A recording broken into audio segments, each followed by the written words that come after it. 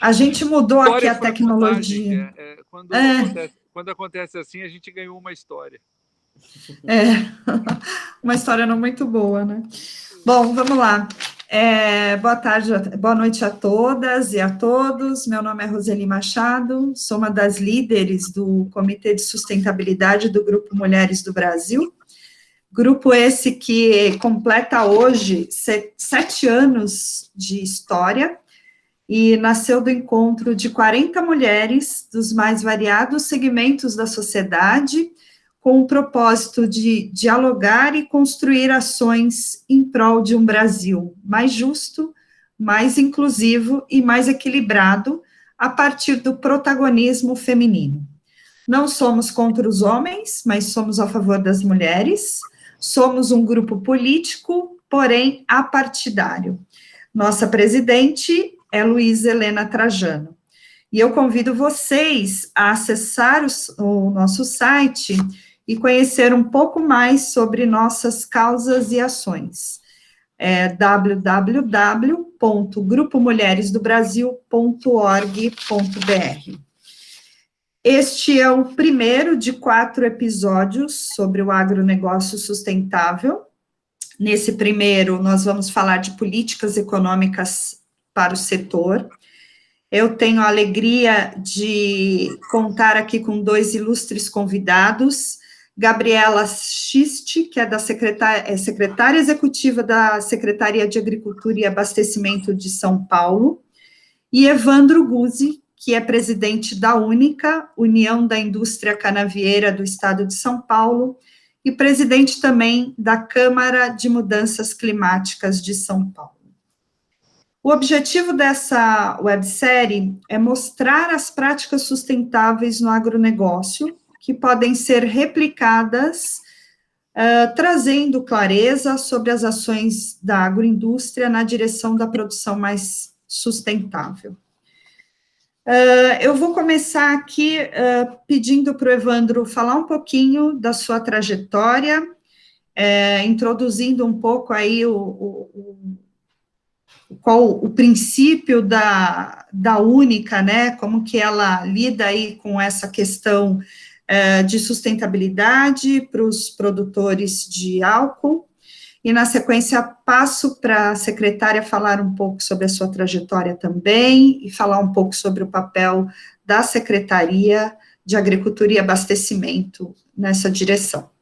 Evandro, muito obrigada pelo convite, por você ter aceitado aqui estar com a gente. Gabriela, muito obrigada também por estar aqui conosco. Eu sei que vocês têm aí uma agenda bastante conturbada, então é uma alegria ter vocês aqui e num debate que é tão importante e necessário. Com você, Evandro. Bom, boa noite, prazer enorme ter recebido esse convite, para mim super especial, com muita honra.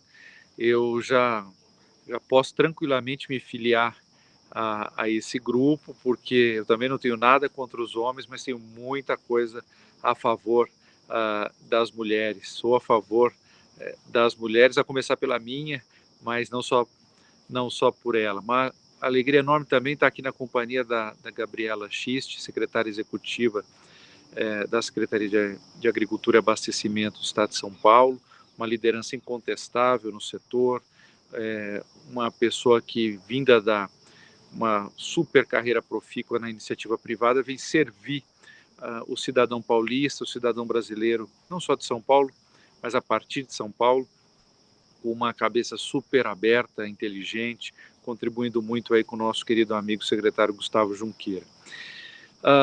Eu rapidamente brinco que estou na minha terceira vida. Eu comecei a minha vida como um acadêmico do direito, da ciência política, me formei no interior de São Paulo, fui fazer mestrado lá na Universidade Federal do Rio Grande do Sul, e doutorado, eu volto para São Paulo para fazer o doutorado no Largo São Francisco, a Faculdade de Direito da USP.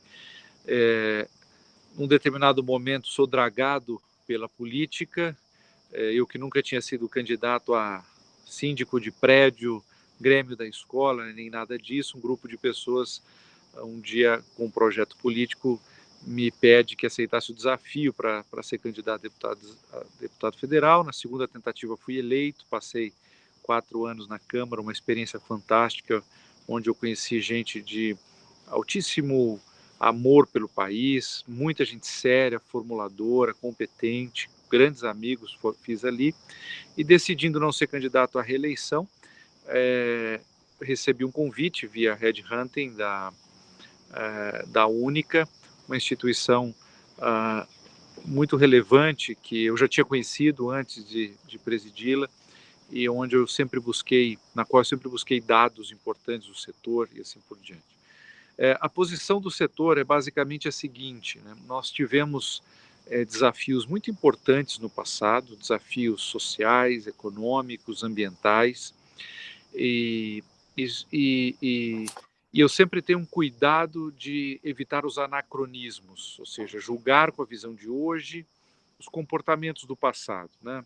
Eu me lembro quando dei aula na Unesp de Direito Ambiental, para o curso de Engenharia Ambiental, eu mostrava para os meus alunos, olha, a primeira conferência de Direito Ambiental foi em 1974, em Estocolmo, ou seja, algo relativamente novo. Naquela ocasião, isso era 2005, era a primeira turma de Engenharia Ambiental da Unesp, para ver algo que hoje para nós é super importante, super relevante, mas ao mesmo tempo novo. E o setor sucroenergético passou por algumas fases, que rapidamente eu relato aqui. Ele tinha o desafio de se tornar um negócio sustentável. Então, nós precisávamos cuidar dos nossos resíduos, precisávamos cuidar da regularização ambiental. Tivemos um drama social importante, socioeconômico importante. O setor empregava uma larga mão de obra no corte manual da cana, essa cana que tinha sua palha queimada antes da colheita, né? E é interessante falar isso, porque muitas pessoas não conhecem. Eu levei um susto recentemente, vindo do Rio para São Paulo, estava no voo Caco Barcelos, que é um jornalista que eu acho super competente, inteligente, e eu vou cumprimentá-lo, dizer que gosto da atuação dele, entrego o meu cartão, diz, você é da Única, que bacana. Ou talvez o primeiro Profissão Repórter que eu fiz foi sobre o setor de vocês. Triste, hein? Aquela coisa, o cortador de cana, queimado, aquela fuligem toda, andei naqueles ônibus, nossa, é difícil a vida de vocês hoje em dia e tal. E aí eu me dei conta que ele estava falando de um setor que não existe mais. Hoje nós não temos mais o cortador de cana, não se queima mais a palha da cana para colher. Na verdade, esse antigo cortador de cana passou por um processo de requalificação dos mais robustos que existiu no Brasil, o chamado Renovação.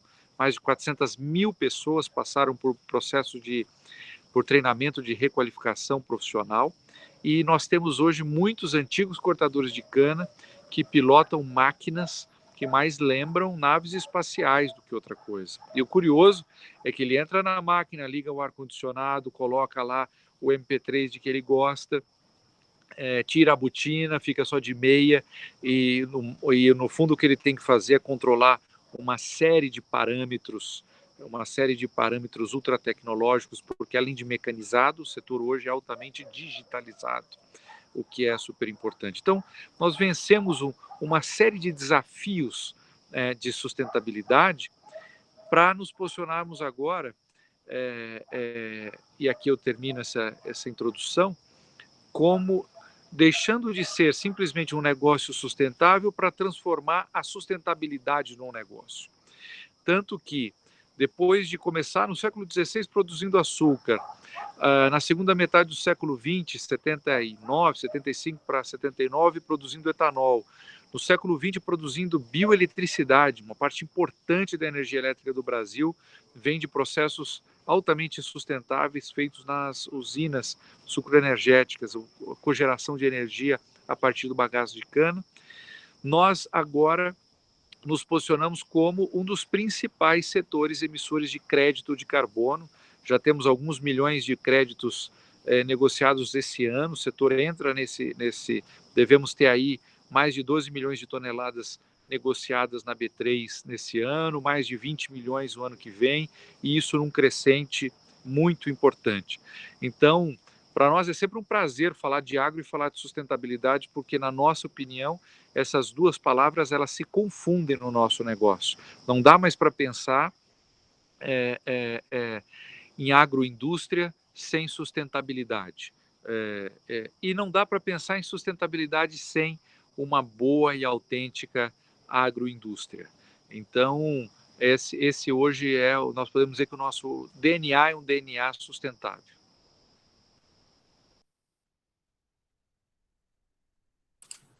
Obrigada, Evandro.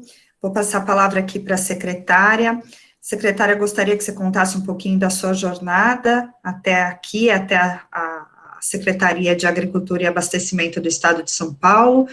E gostaria também de saber de você qual é o papel da Secretaria de Agricultura e Abastecimento em relação à sustentabilidade, à disseminação da sustentabilidade para os agricultores do Estado de São Paulo.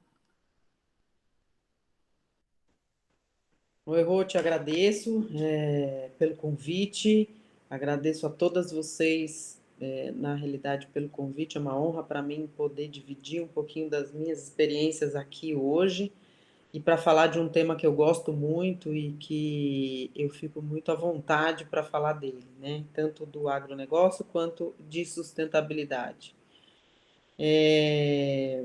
Vocês me colocam para falar depois do Evandro, eu sempre fico acanhada depois dele, porque ele fala tão bem, né? Uma boa oratória, e eu fico aqui pensando o que eu posso falar para prender tanto a atenção das pessoas como ele conseguiu.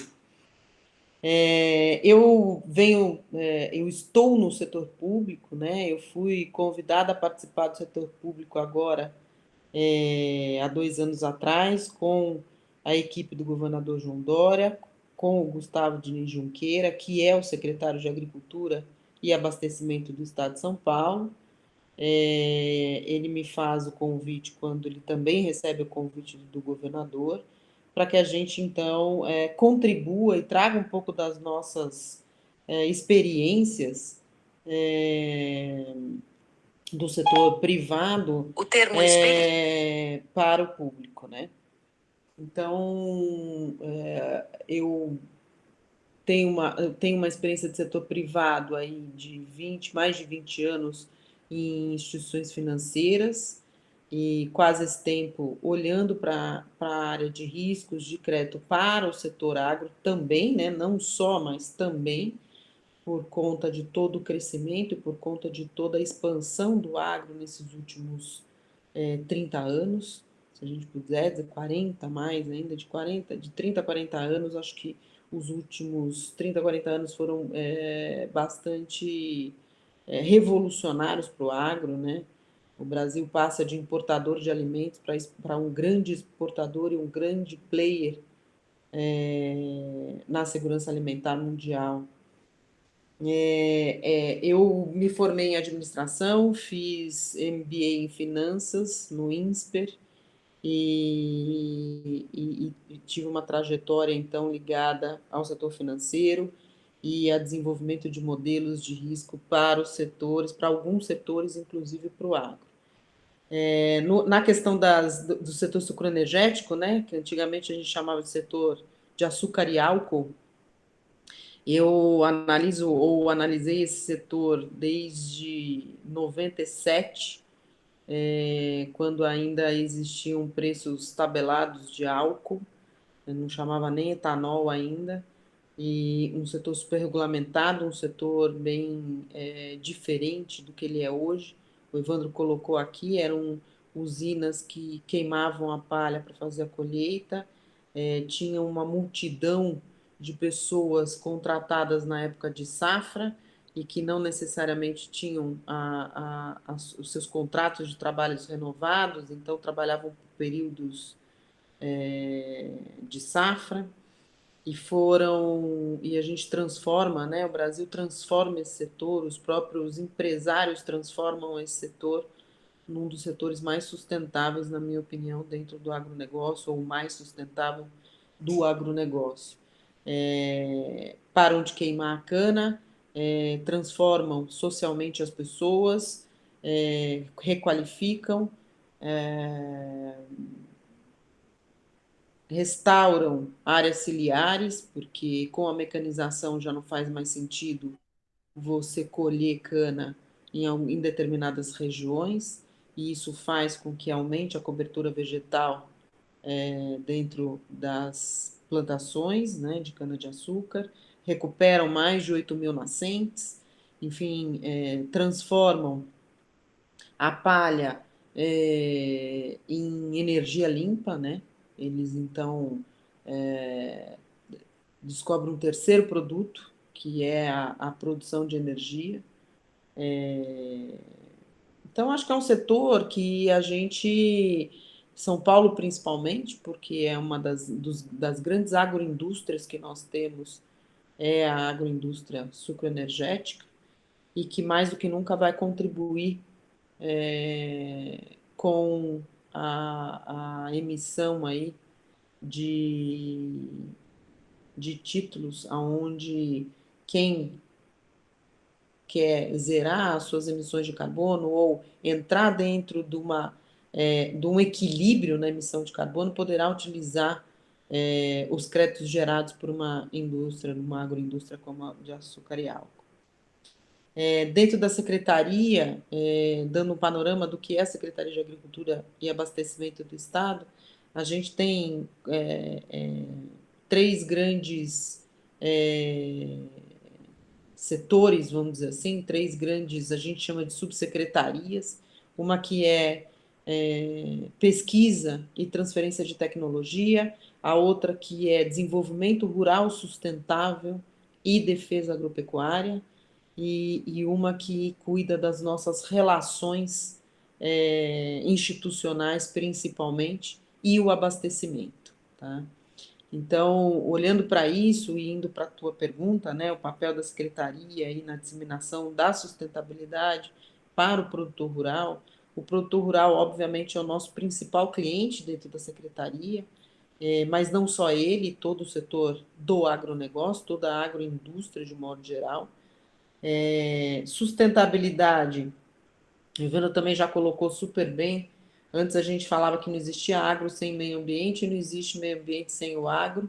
Essas coisas estão correlacionadas, mas é mais do que isso, né? Não existe agroindústria sem sustentabilidade, não existe sustentabilidade sem agroindústria.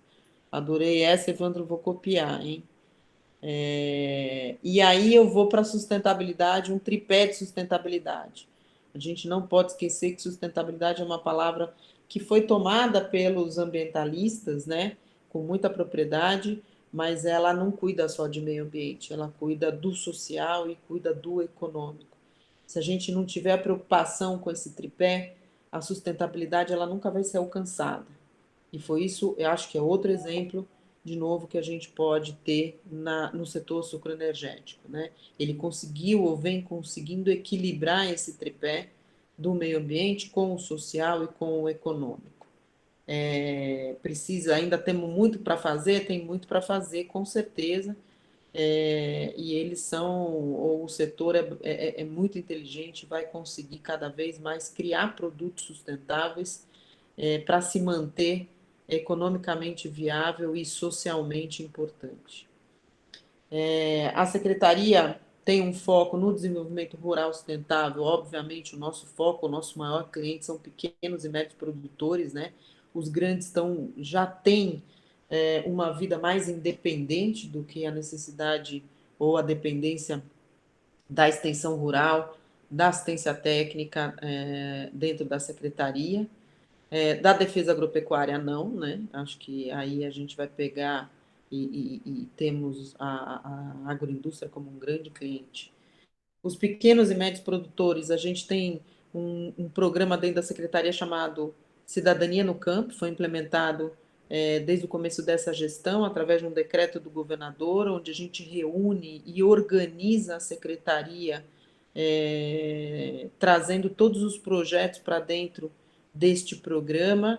Esse programa tem um dos pilares aí que chama-se Agro SP Sustentável. Então, todo projeto tem que obedecer esse pilar da sustentabilidade. Para o desenvolvimento rural sustentável, a gente tem um projeto que chama-se Mais Gestão, Mais Renda, é onde a gente leva os conceitos de gestão para dentro das propriedades rurais. A sustentabilidade está muito baseada também no conhecimento que esse produtor rural precisa ter do seu negócio. Então, fazer gestão financeira, fazer gestão de custos, fazer gestão de riscos, fazer gestão de pessoas e fazer, enfim, gestão de tudo, né? Principalmente do meio ambiente. A terra dele é o grande ativo que ele tem. O produtor rural jamais quer degradar ou quer ter uma terra exaurida, né? É a terra que fica para as gerações, é o que ele deixa de herança para os filhos, e o que a gente precisa cada vez mais é levar esse conceito de que ele é um empresário do campo, do que aquilo que ele tem nada mais é diferente do que qualquer microempresa, qualquer empreendimento que a gente pense, né? Então, esse título de produtor rural muitas vezes traz ou deixa a gente pensar que ele é diferente do microempresário, né? Que o Sebrae tanto cuida, ou que outros organismos tanto cuidam. Ele é tão empresário quanto, e ele precisa fazer gestão de todos os recursos que ele tem. E precisa entender cada vez mais que a produção, né? Copiando um pouco o secretário, o consumo é quem está ditando regras, o consumo e o consumidor cada vez tem sido mais consciente, né? E tem exigido uma produção cada vez mais sustentável. E, de novo, no tripé da sustentabilidade. Então, quanto mais ele for sustentável, ele está entendendo que ele acessa mais os mercados e que ele escoa melhor os produtos dele e que ele gera valor ao negócio dele, e esses conceitos estão sendo cada vez mais disseminados pela Secretaria através desse projeto Mais Gestão, Mais Renda. Outro projeto que a gente tem que traz o conceito de cidadania é o Rotas Rurais, onde a gente tem a grande missão aí de endereçar e rotear as 350 mil propriedades aproximadamente que o Estado de São Paulo tem, propriedades rurais. Lembrando que 84% disso são propriedades de até 4 módulos fiscais, ou seja, são pequenas propriedades rurais. Essas pessoas possuem pouca inserção no mundo ou no que a gente chama do urbano, né? Porque se ele não tem nem endereço, ele tem um problema de cidadania, de fato. Ele muitas vezes não pode abrir uma conta no banco, ele não pode comprar via eletrônica, ele não pode, porque o correio ou a entrega não chega nele, e cada vez mais a gente tem exigido dele estar conectado nesse mundo eletrônico, né? Seja através dos nossos canais de comunicação, né? Seja através de chegar a informação para ele, não necessariamente ele precisa sair da propriedade dele, vir para a cidade, para ter uma interação com o técnico da secretaria, né? Ele perdeu o dia de trabalho, muitas vezes é ele que trabalha no campo com a família dele, ele precisa gastar dinheiro com condução ou com diesel ou com etanol para chegar até a cidade, para se comunicar com a secretaria. Então, a gente, como secretaria, tem cada vez mais incentivado, como a telemedicina chegou para dentro da medicina, o teleatendimento para o setor rural será importantíssimo, né? A gente já sabe que inteligência artificial funciona muito bem para a medicina, para a agricultura e para o setor jurídico, porque são casos onde existe uma repetição de ocorrências e você consegue que a inteligência artificial trabalhe muito eficientemente. Então, o produtor está sendo aí bombardeado com tudo isso, né? E ele não tem nenhum endereço.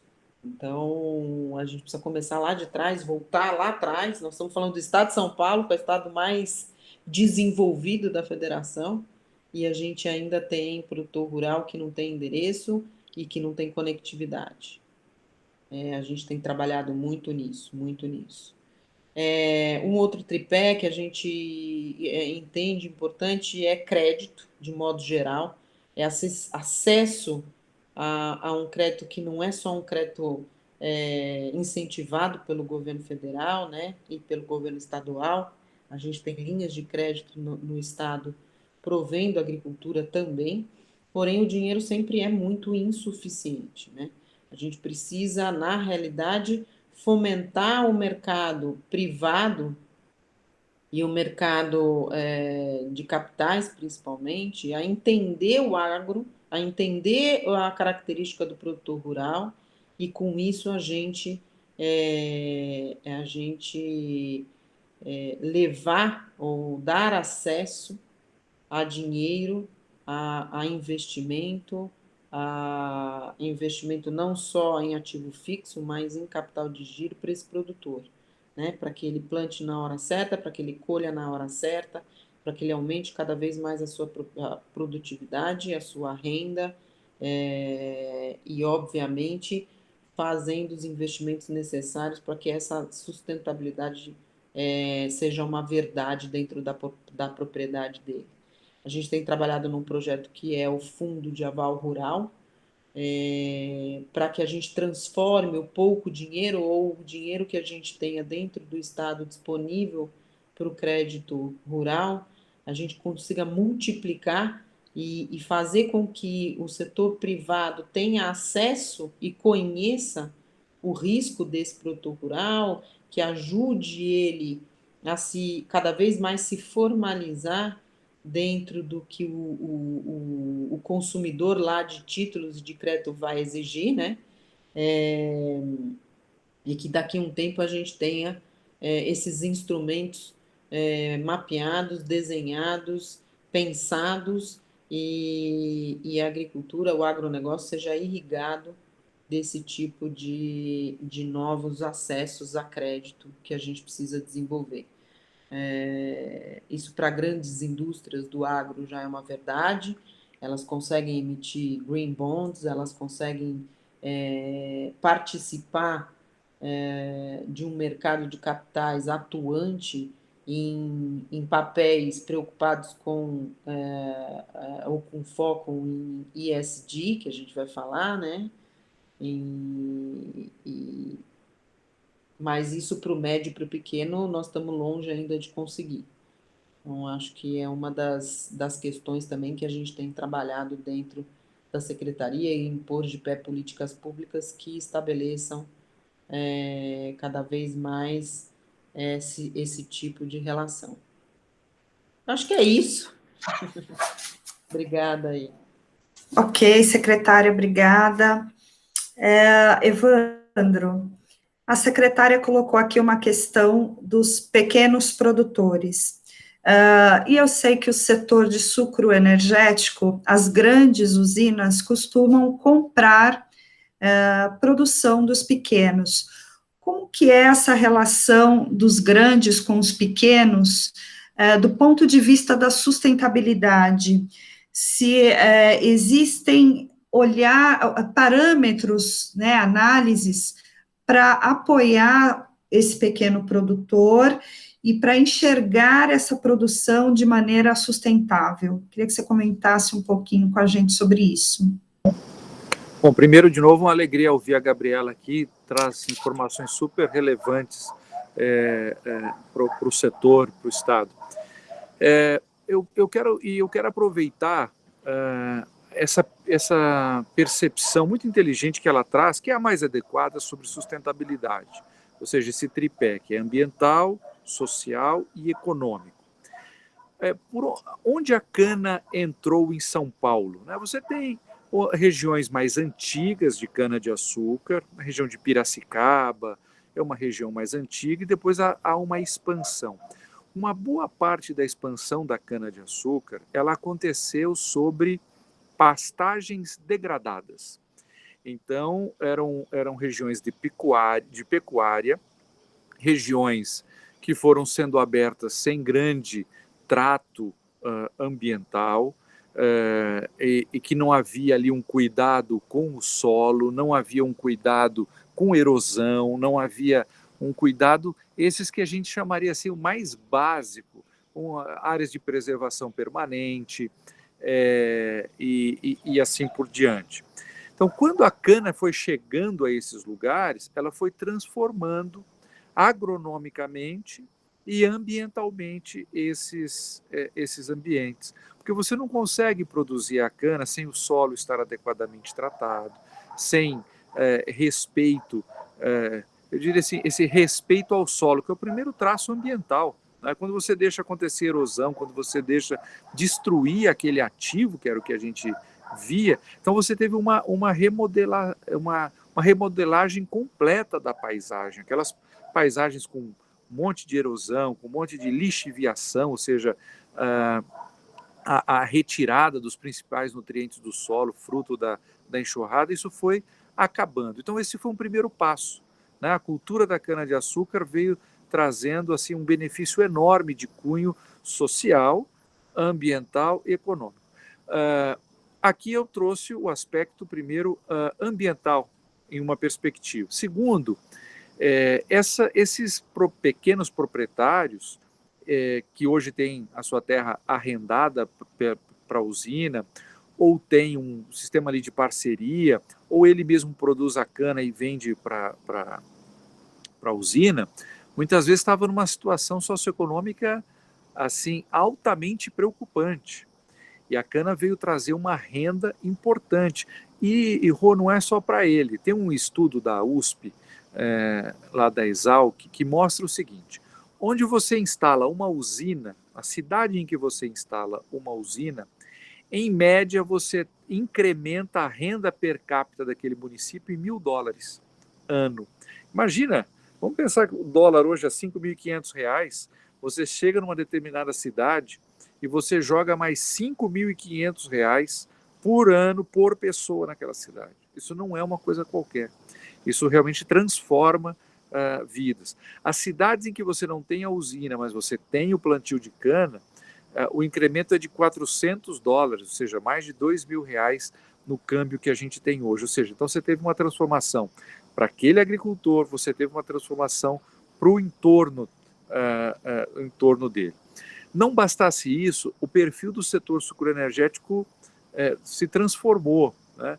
Daquela antiga ideia do usineiro, daquele pioneiro, né, que teve um papel muito importante, que precisa merecer o nosso respeito. Essas pessoas enfrentaram adversidades que nós do século XXI sequer somos capazes de imaginar, sequer somos capazes de dimensionar o que foi o sofrimento dessas pessoas no desafio que elas tinham ali de começar com a informação que tinham, com o nível de sofisticação que possuíam, mas começar a fazer algo pelo Brasil, algo pelo estado de São Paulo.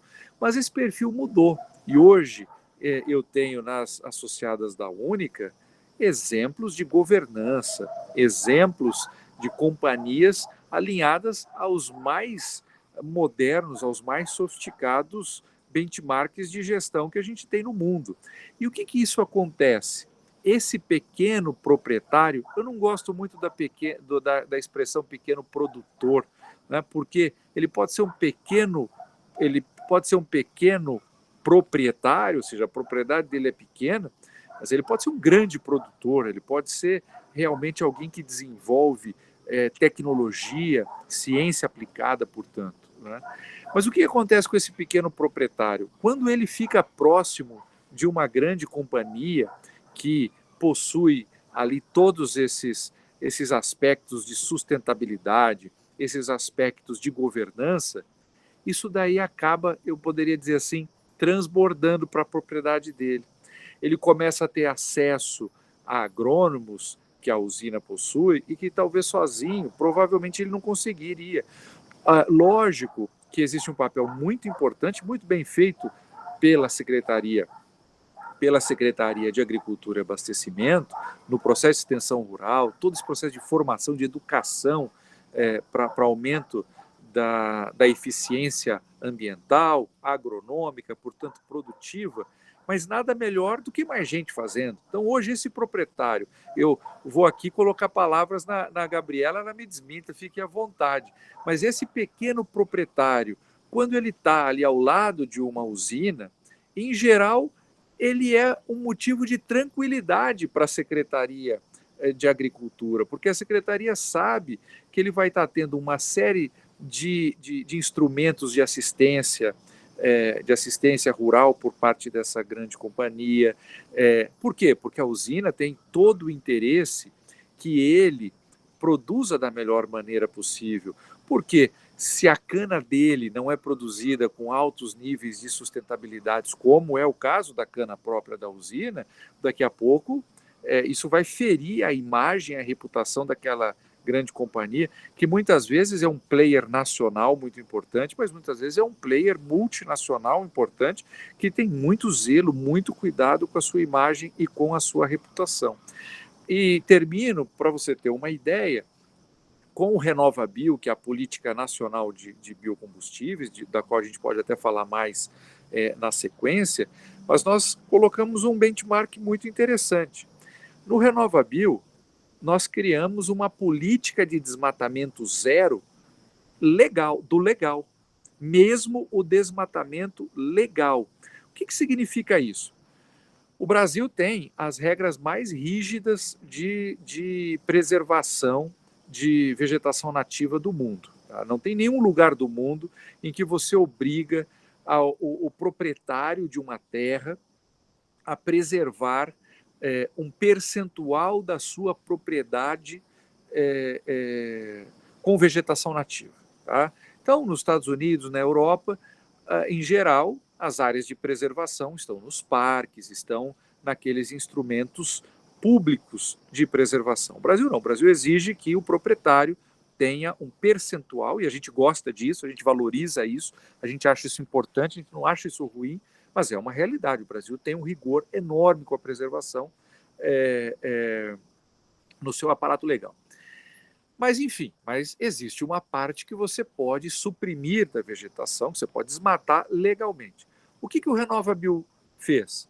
Olha, nós vamos ser provedores de crédito de carbono, nós vamos ser prestadores de serviços ambientais.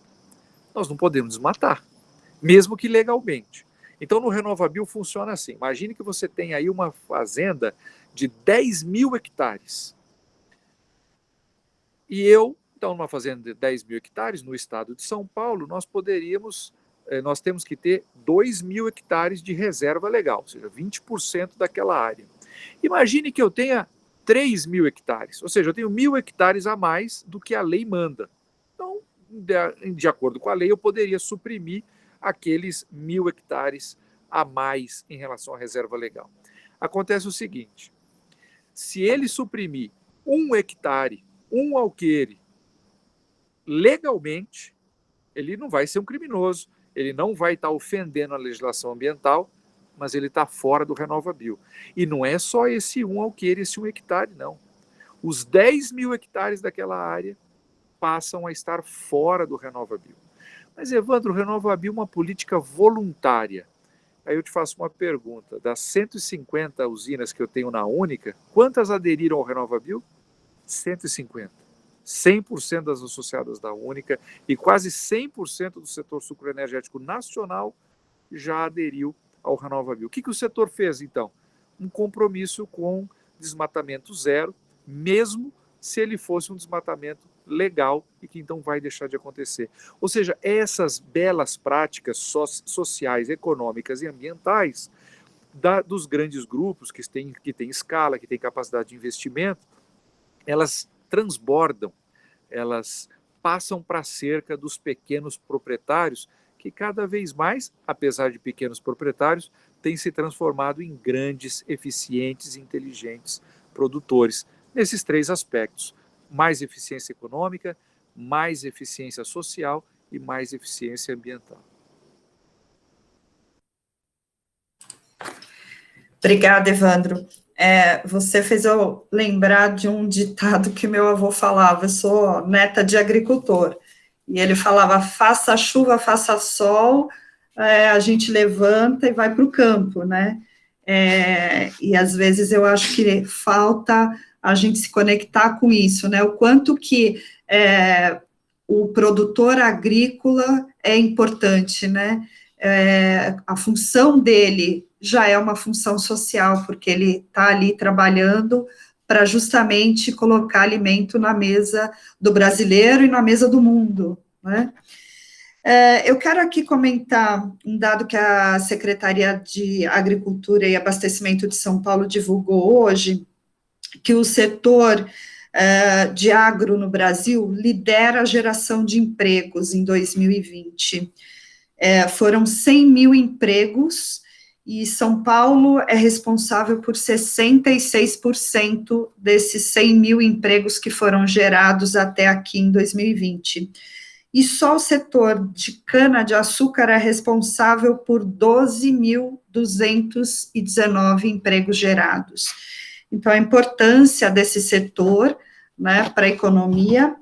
E aí, eu vou pedir mais uma vez para você, Evandro, me falar um pouquinho sobre os produtos que são gerados a partir da cana-de-açúcar, porque normalmente a gente só faz a relação com o combustível e com açúcar, né? Mas existem aí uma série de outros produtos que contêm açúcar, que contêm o etanol também. Me fala um pouquinho disso. Claro, prazer enorme. Só um adendo importante aqui, quando a gente fala de 12 mil colaboradores, nós estamos nos referindo, se eu não estiver enganado, exclusivamente a produtores independentes de cana e os seus colaboradores, porque quando eu vou para a dimensão agroindustrial das usinas, aí nós estamos falando só em São Paulo de cerca de 300 mil colaboradores diretos e mais de 1 milhão de colaboradores quando eu pego diretos e indiretos, né? Um dos setores que mais emprega hoje no Brasil e certamente no Estado. Com relação aos nossos produtos, bom, a gente começa com açúcar, né? Lá no século XVI, os portugueses domesticam a cana-de-açúcar na Ilha da Madeira, produto, uma espécie vegetal, uma gramínea aí asiática, que é dominada pelos portugueses, e a gente começa a produção na capitania de São Vicente e de Pernambuco, né? O açúcar veio nesse processo. Na década de 70, a gente tem uma crise séria do petróleo, em 73, e o Brasil percebe que tem que sair da sua dependência de combustíveis originários do petróleo. O governo cria o Proálcool, o setor responde com muito vigor, e depois vão se percebendo algumas coisas, vai se percebendo que o etanol era um combustível diferenciado, né?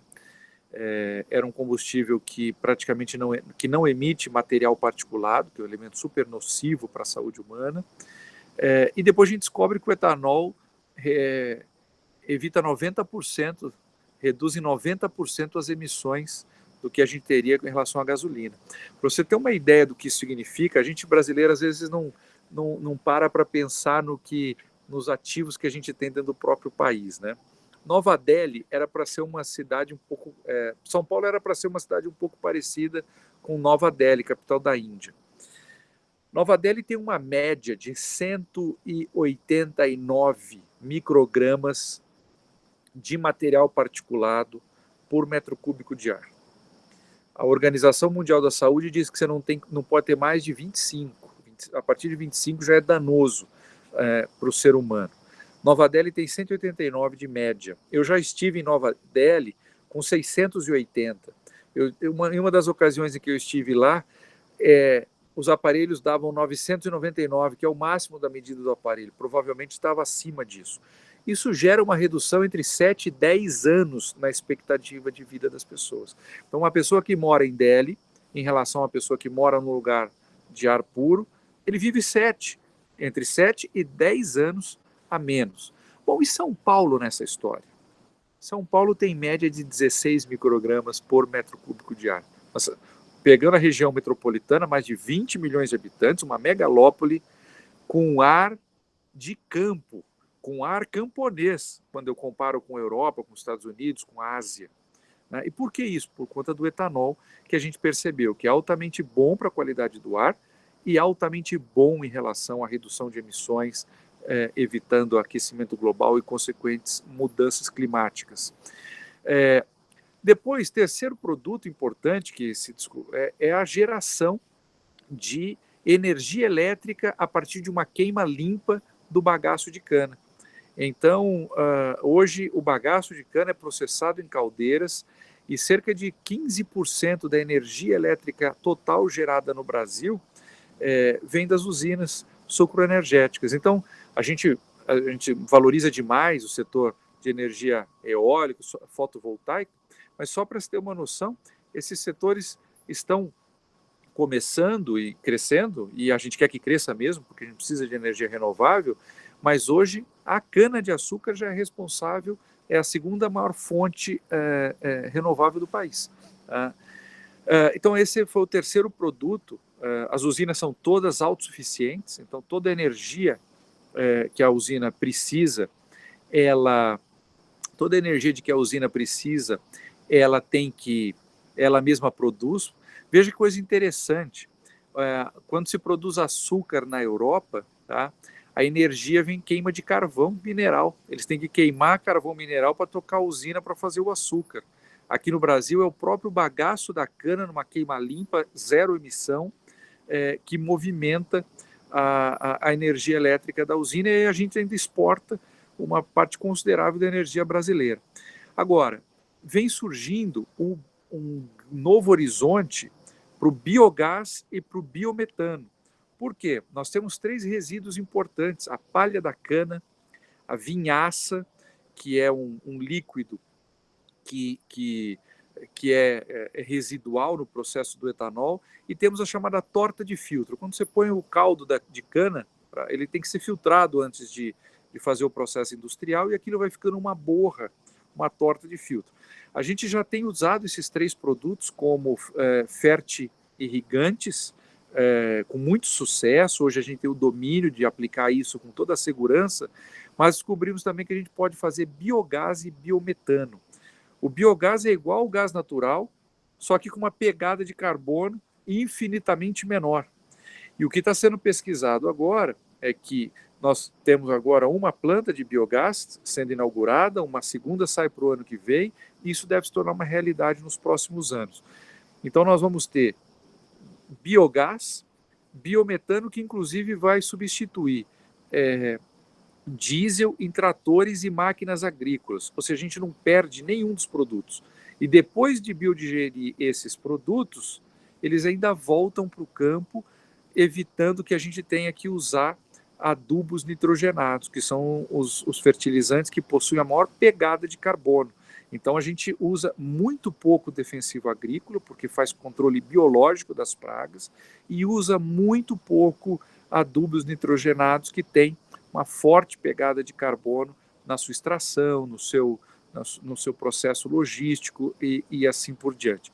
E você tem ainda bioplásticos que estão cada vez mais presentes na indústria. Então são plásticos biodegradáveis, renováveis, diferentes desse que vem do petróleo.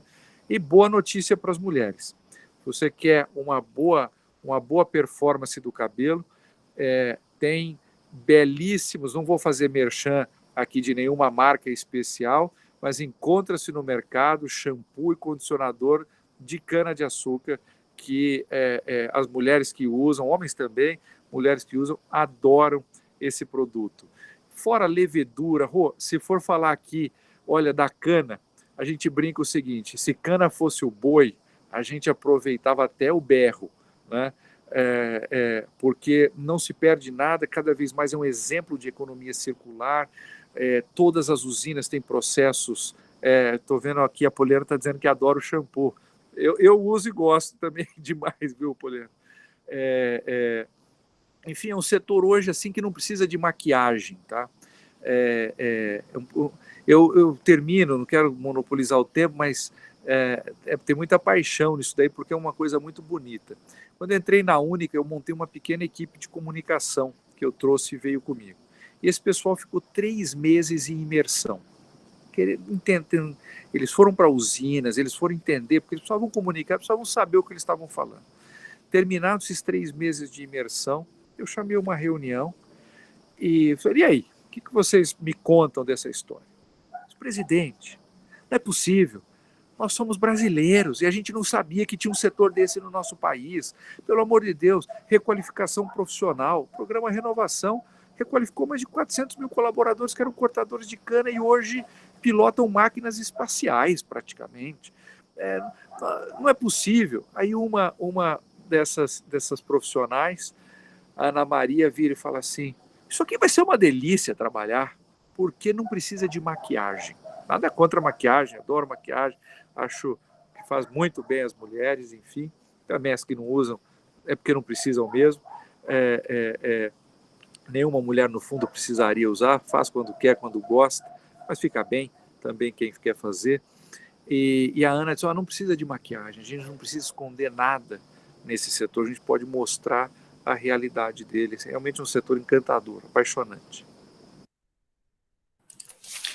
Eu assino embaixo aí nas suas palavras, sou apaixonada pelo setor do sucro energético, trabalho com isso até, então, e sei que realmente é isso, é um setor que aproveita tudo, né, todo resíduo tem uma destinação.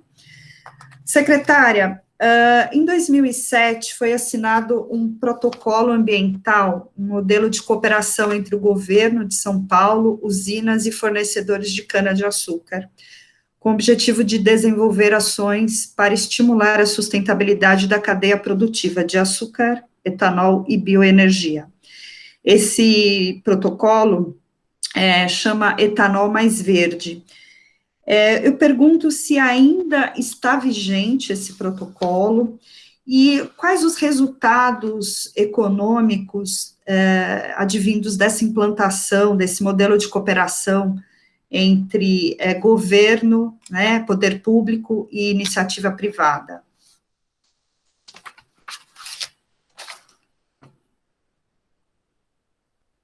Está desligado, secretário, o microfone.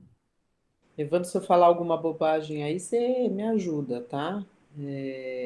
Enfim, esse protocolo, desde 2007 assinado, e continua vigente, enfim, um acordo feito aí com o setor, né? Eu queria lembrar, assim, o Brasil produz aí 20% de todo o açúcar do mundo, né? Historicamente, é o maior produtor, 45% da exportação para os 4 cantos do mundo sai do Brasil. O estado de São Paulo, de acordo com todos os dados que são divulgados pela Conab, permanece o principal produtor em âmbito nacional, responde aí por mais de 50% da produção brasileira de cana-de-açúcar, enfim, e vai ser é responsável aí pela maior produção também de açúcar, de álcool, de energia, bioenergia, enfim, realmente é uma potência para o nosso estado, né? E apesar de a gente ter diversificado ele no Brasil, em algumas outras regiões aí, foi falado aqui pelo Evandro de, né, dominar as técnicas agrícolas, e conseguimos levar a cana para outros estados, para outros ambientes, para outros climas, né? São Paulo ainda tem uma fertilidade de solo e um conhecimento tecnológico adquirido aí da cana muito importante. O modelo usado pelo segmento sucroenergético, com o Estado, com a federação, ele foi muito produtivo, né? Eu acho que quando se cria uma ligação entre o público e o privado onde é uma relação de ganha-ganha, né, como foi é, a relação com o setor sucroenergético, é isso que a gente vê grandes potências sendo geradas, né? O setor sucroenergético é uma potência que a gente tem no Brasil e que, sobretudo, é isso no estado de São Paulo. E acho que é uma potência, e cada vez mais se demonstrado aí uma potência econômica, uma potência ambiental e uma potência social, um exemplo a ser seguido. Obviamente, a gente tem que agradecer muito aos produtores de cana, aos industriais das usinas, né? E aos novos integrantes desse mercado que se profissionalizou e que cresceu e que se internacionalizou nas últimas décadas, e graças a políticas públicas também adequadas. Eu acho que foi uma combinação produtiva entre setor público e setor privado, né? A desregulamentação, ou seja, a saída do Estado ou da mão do Estado dentro do setor foi importante para o setor acordar, para o setor se renovar, se reinventar, né? E o Estado também respeitou, exigiu, mas respeitou o tempo necessário, podia, enfim, aqui nós vamos abrir um monte de debate, mas o tempo do RenovaBio podia ter sido outro, foi um movimento muito, para alguns, muito abrupto, em poucos anos se revolucionou a forma com que a gente colhia cana, principalmente, na minha opinião, e aí é uma opinião da Gabriela Schist, nem da secretária executiva, eu acho que o tempo, sendo engenheira de obra feita, eu acho que o tempo foi o tempo necessário para o setor chegar em 2020 sendo respeitado e sendo essa potência e tendo toda é, esse diferencial competitivo frente ao mundo, né? Vamos citar aqui quando a gente fala do setor sucroenergético na Europa, que queima carvão para movimentar as usinas, né? A gente vai falar da Índia, a gente vai falar de pequenas produções e de uma maneira muito arcaica de produzir açúcar, né? Enfim, poderia aqui falar um monte. Com certeza, políticas públicas ou parcerias públicos-privadas como essa tem que ser replicado, tem que ser estudado, tem que estar na mente de qualquer executivo público para que ele consiga levar essa eficiência gerada com o RenovaBio para outros setores, né? Muito se fala, eu tenho uma preocupação muito grande, eu não sou ambientalista, eu não sou ruralista, no sentido de eu não tenho propriedade rural, eu não vim do meio rural, eu sou uma pessoa urbana que me apaixonei pelo rural, e desde pequena me apaixonei pelo rural, e por um acaso trabalho com rural, com agronegócio, durante muito tempo na minha vida. E eu respeito muito o agro. De verdade, acho que essa é a grande palavra para mim. Eu tenho um respeito ao agronegócio sobretudo, a isso, a agroindústria que o Brasil conseguiu colocar de pé.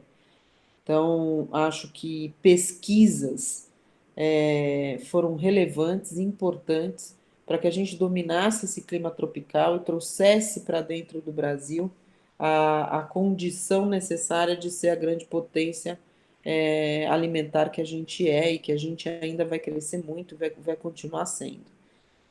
A minha preocupação sempre da comunicação que a gente faz do agro, né? Essa questão de que o agro que é o vilão para o meio ambiente, de que a gente está desmatando, de que a gente está consumindo as nossas florestas em detrimento da produção de alimentos, isso a gente precisa, e a gente como brasileiro, e brasileira principalmente, a gente precisa comunicar de maneira correta, né? É o que o Evandro falou aqui, quando ele levou o time dele de comunicação, que não entendia nada de usina de açúcar e álcool, para dentro das usinas, para dentro da agroindústria, para entender o que é, para entender as dinâmicas sustentáveis que uma agroindústria pode oferecer, é fantástico. Acho que o setor sucroalcooleiro está aqui no tema, o Evandro está aqui representando a Única, mas a gente poderia falar de outros setores, né? O setor de papel e celulose é um outro grande exemplo de sustentabilidade que a gente tem. O próprio setor, quando a gente trata da pecuária, que tem sido aí um grande vilão, a gente tem que tomar muito, muito cuidado, né? A gente, através da pesquisa, tem instituído e tem trazido sistemas de integração pecuário que vão obedecer ao tripé e obedecem ao tripé de sustentabilidade e vão ser exemplos para o mundo. De novo, acho que a gente tem uma grande. A gente vai ser um grande disseminador aí de conhecimento para o mundo nessa questão da pecuária sustentável, né? E aí, pecuária, eu falaria de todas as cadeias aí, não só do boi, mas das aves, dos suínos, enfim. A gente tem integração, por exemplo, do peixe com a pecuária, com a floresta, no mesmo ambiente, e o resíduo de um serve para alimentar a necessidade de fertilizantes ou de defensivos do outro, né? É incrível. A gente esquece, mas a gente tem a biossegurança, por exemplo, no setor sucroenergético, através de polinização das abelhas, é um negócio que tem que ser falado, tem que ser mostrado, né? Às vezes parece tão pequeno para a gente que vive esse setor e conhece o setor, mas isso a hora que você leva para o mundo e diz como você produz e como você deixa de usar defensivos químicos e passa a usar a biossegurança ao seu favor, isso vem de pesquisa, né? Então, o Estado de São Paulo tem 6 institutos de pesquisas dedicados à pesquisa agropecuária, mais de 550 pesquisadores, muitos, mais de 80% PhDs reconhecidos, é um corpo técnico brilhante, né? Todos os institutos do agronegócio nascem dos institutos de São Paulo, porque a agricultura de São Paulo ditou o desenvolvimento econômico do país durante algum ou um bom tempo, durante décadas. Então, o Instituto Agronômico é o nosso instituto que foi fundado por Dom Pedro II, né? A Embrapa vem muito depois dos institutos paulistas. E então a gente consegue dominar o clima tropical, consegue trazer culturas e produção para níveis e escala global, e o meio ambiente sempre foi uma preocupação, né? Se você perguntar para qualquer produtor rural, de novo, o maior bem que ele tem é a terra dele. Ele não pode exaurir essa terra, ele não pode não cuidar de uma nascente, ele não pode não cuidar de uma preservação. E o Evandro também coloca bem isso aqui. A gente tem um código florestal do mais rígido do mundo, principalmente, e vai ter gente que vai questionar, vai falar, não, porque existem outros países com código. Não. Em escala como existe a produção agroindustrial no Brasil, e existe o Código Florestal Brasileiro, isso não existe em lugar no mundo nenhum, né? O Brasil tem condição de ser um grande produtor de alimentos e, ao mesmo tempo, um grande produtor de florestas, né? Então, não é fácil ser produtor rural no Brasil. Não é fácil você ter que preservar aqui em São Paulo 20%. Ou seja, você deixa de produzir, você paga pela sua fazenda ou pela sua propriedade rural, pela sua chácara, pelo seu sítio. Você compra 100% da terra, só que você só pode usar um percentual disso. O outro percentual você tem que deixar com floresta em pé, né? Não é simples isso. O produtor rural tem que ser reconhecido com isso. E ele preserva isso. O Estado de São Paulo Tem mais florestas do que necessitaria pelo Código Florestal, se você pensar no arranjo geográfico total. E a gente vai com o programa agora que a Secretaria colocou de pé, desde que o secretário Gustavo Junqueira veio para a Secretaria, uma das questões que ele tinha era trazer o ambiental, ou aproximar o ambiental com a Secretaria e trazer a necessidade de implantação do Código Florestal para dentro da agricultura. Porque quem vai ter que implantar é o agricultor, não é o ambientalista, né? O dono da terra é o agricultor. E ele consegue isso logo no começo do mandato, e agora, 1 ano e meio depois, consegue pôr de pé o programa Agrolegal, que era uma lei, a lei do Código Florestal no estado de São Paulo estava sob júdice, judicializada, a gente consegue organizar e tirar a judicialização da lei, consegue implementar uma forma de se fazer recomposição florestal no estado, enfim.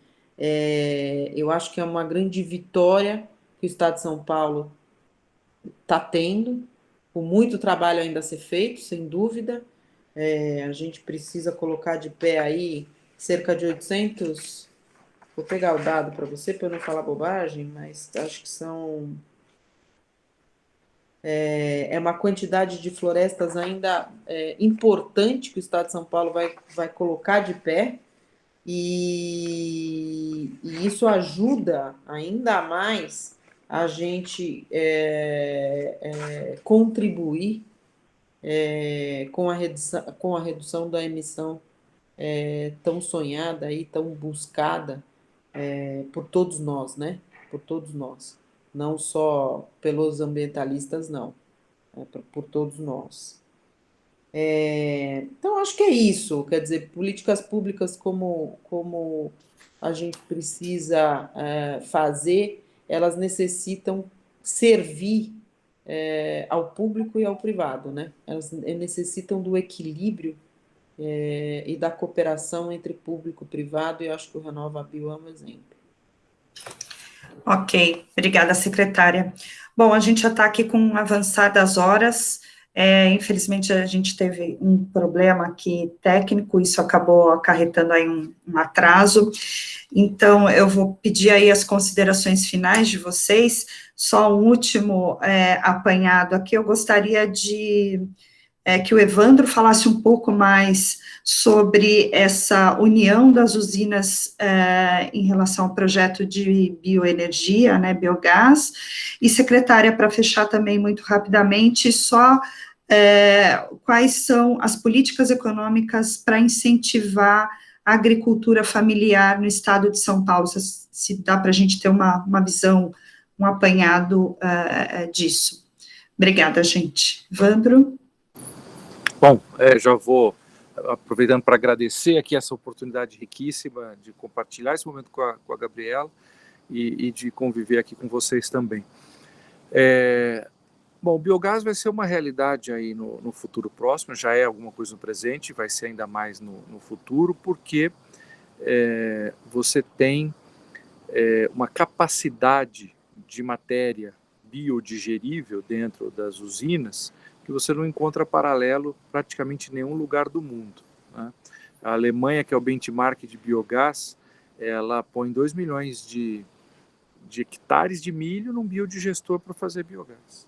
A gente vai colocar aquilo que era resíduo e passa a ser produto. Então eu vou biodigerir palha, vinhaça, torta de filtro, retiro esse biogás, que é um gás limpo, que substitui diesel, substitui gás natural, que é fóssil, tem pegada de carbono, faço energia elétrica limpa com ele, energia ultra limpa com ele, então assim, super importante, isso é fruto também já do RenovaBio, e com o RenovaBio eu consigo identificar na usina a sua eficiência energética. O que significa isso? Ou seja, quanto eu estou gerando de carbono por cada megajoule de energia que eu produzo. Então, quando eu descubro isso daí, eu vou abaixando essa conta. Eu quero gerar menos carbono na minha operação, a ponto de chegar numa situação em que eu estou capturando o carbono da atmosfera.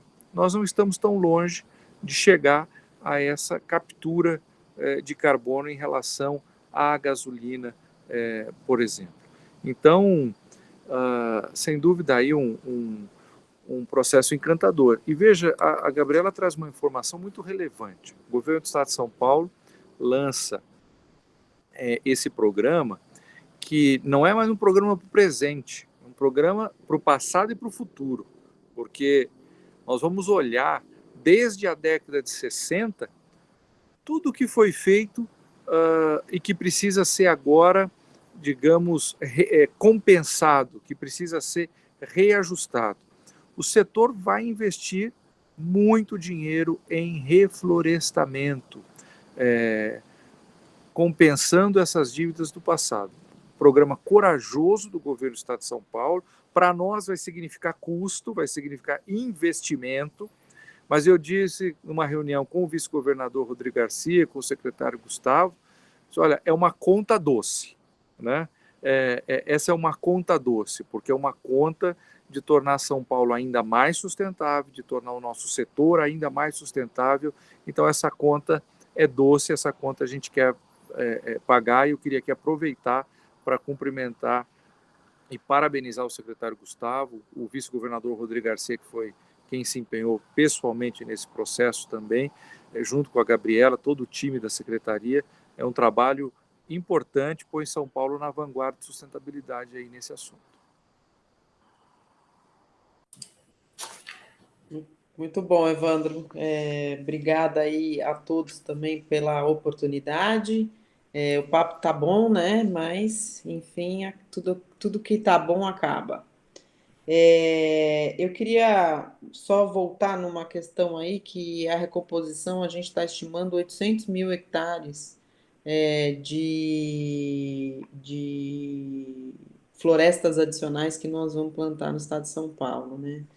E que isso vai levar a cobertura vegetal nativa no estado para 26%.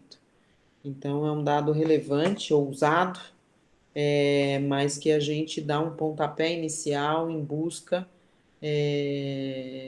de algo que a gente tem certeza que vai trazer diferenciais para o estado de São Paulo. A conta é doce quando o Evandro coloca, e de novo, eu fazendo o meu paralelo e do que eu estou acostumada, que venho do mercado financeiro e de risco, eu acho que essa conta ela se equilibra no tempo. Essa conta é uma conta de investimento, sem dúvida, e ela retornará ou ela será compensada por instrumentos financeiros de maior qualidade, que o setor cada vez mais vai ter. Então, eu acho que é um bom investimento, é um bom dinheiro realmente para ser gasto. Com relação aí às nossas iniciativas aí para produção familiar, né, para agricultura familiar, eu não sei se o nome disso, eu também me incomodo um pouco com o nome de agricultura familiar, porque ela sempre dá uma imagem de assistencialismo, enfim. E acho que existem agricultores familiares belíssimos, que têm uma produção eficiente, eficaz, efetiva, enfim, e que são produtores familiares, né?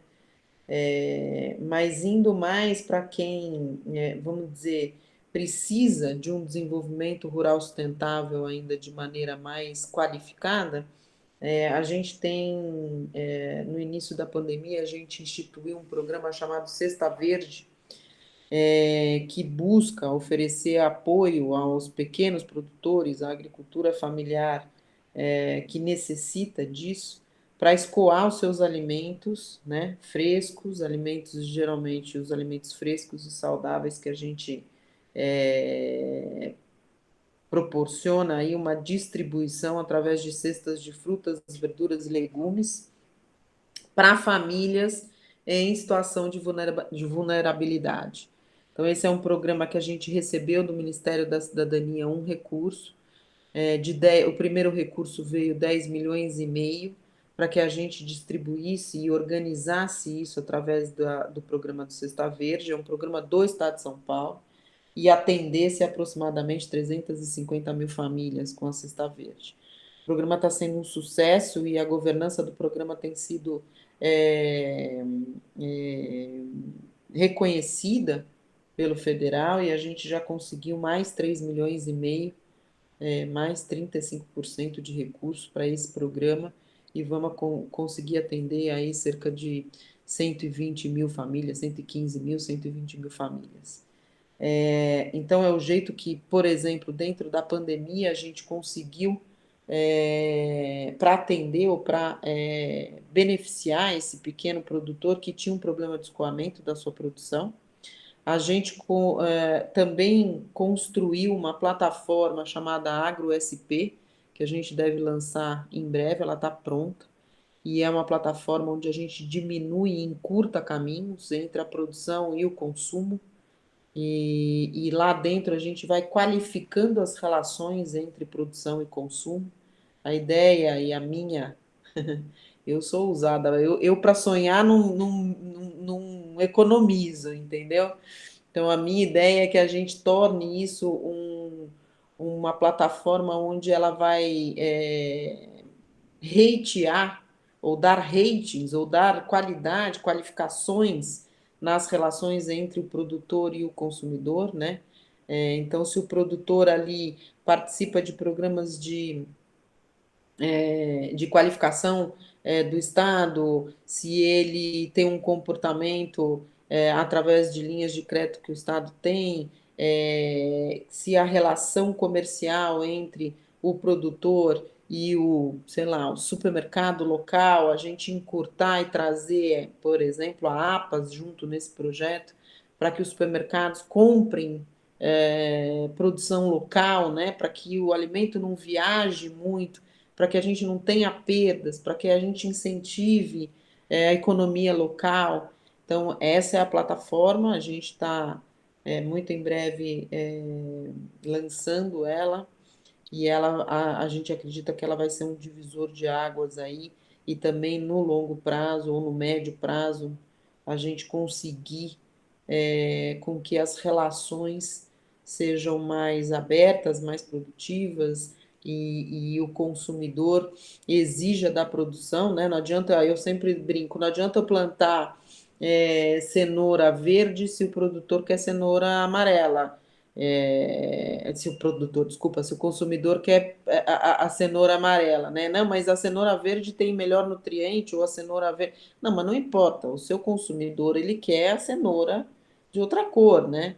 E o produtor precisa entender isso, né? O produtor precisa se conectar mais com o consumidor, e o consumidor também ouvir mais o produtor. E quando a gente encurta essas cadeias, a gente tem um ganho não só disso, falou aqui em economia circular, muito bem falado, a gente entende, por exemplo, os entrepostos de abastecimento, o desperdício que se tem na cadeia de produção de alimentos é brutal. Se a gente reduzir, eu falo, cada 1% que a gente reduzir de desperdício são números enormes, e que a gente pode ter outras conversas aqui só para tratar desse assunto. A gente viu isso, eu sou uma entusiasta disso, porque a gente viu na pandemia porque é que os produtores de FLV, de frutas, legumes e verduras, não estavam conseguindo vender tanto, dado que as pessoas estavam em casa e os supermercados estavam vendendo tanto, por que que eles não? Enfim, e a gente vai chegando à conclusão, em GTs de abastecimento, que existe um desperdício enorme no food service para atender às necessidades, e que a gente tem que trabalhar muito isso se a gente quiser cada vez mais ser sustentável, né? Enfim, agradeço a vocês a oportunidade e coloco a Secretaria de Agricultura e Abastecimento do Estado de São Paulo à disposição, e eu mesma, particularmente, como sou uma fã do projeto Mulheres do Brasil e acompanho há muitos anos, fico muito honrada de estar aqui hoje com vocês. Obrigada, Evandro, você sempre me dá uma aula, e vamos nos encontrar mais vezes aí. Prazer. Obrigada, secretária. O convite está feito aqui a participar com a gente. Vem para o Comitê de Sustentabilidade no GT de Agronegócio. Evandro, muito obrigada. A gente também está pensando aqui nos homens, em breve a gente vai lançar aí o Homens do Brasil, né? E a gente gosta de fazer muito essa ponte com os homens também, trocar bastante informação, porque a gente preza pelo equilíbrio das relações. Então, muito obrigada a vocês que participaram aqui com a gente. Eu espero ouvir vocês novamente, esses 2 programas. Acho que é importante depois vocês voltarem aqui falar um pouco mais. Com certeza eu vou encontrar vocês aí nos próximos eventos sobre agro, sobre políticas públicas para o agronegócio. Então, muito obrigada, o Grupo Mulheres do Brasil agradece. Para você que também assistiu, também pode revisitar esse evento lá no canal do YouTube, depois que nós vamos subir. Então, muito obrigada a todos e a todas por este momento. Obrigada.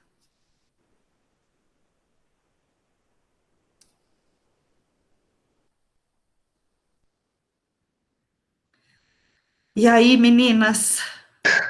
Poli terminou de gravar? Poli?